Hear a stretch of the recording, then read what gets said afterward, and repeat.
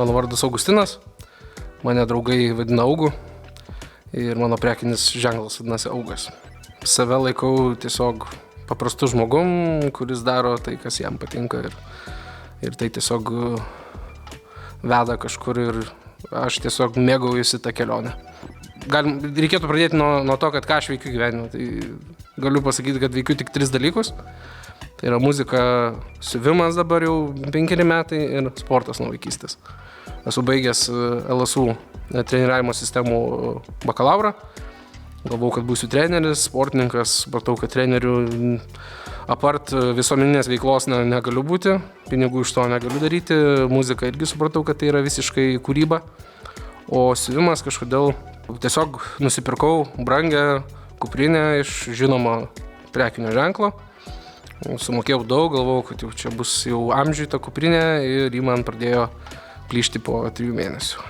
Atrodo, kaip ir okei viskas, jau visi esam pratę, kad yra garantija, yra kažkokie remontai.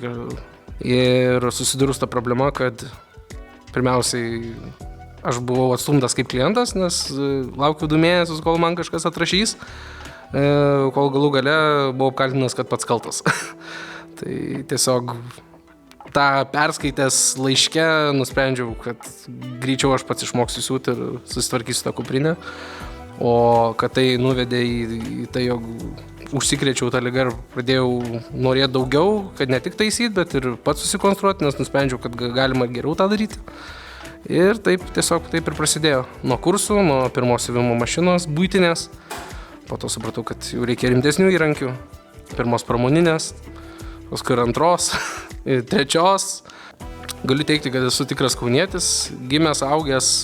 Man Kaunas yra mano namai, mano gimtinė ir visada tai bus net užrašas ant krūtinės, kuriame rajone visada gyvenau. Manau, kad Kaunas yra galimybių miestas, nes mes turime visą reikiamą infrastruktūrą, yra daug šaunių organizacijų, kurios rūpinasi jaunimu, žmonėmis,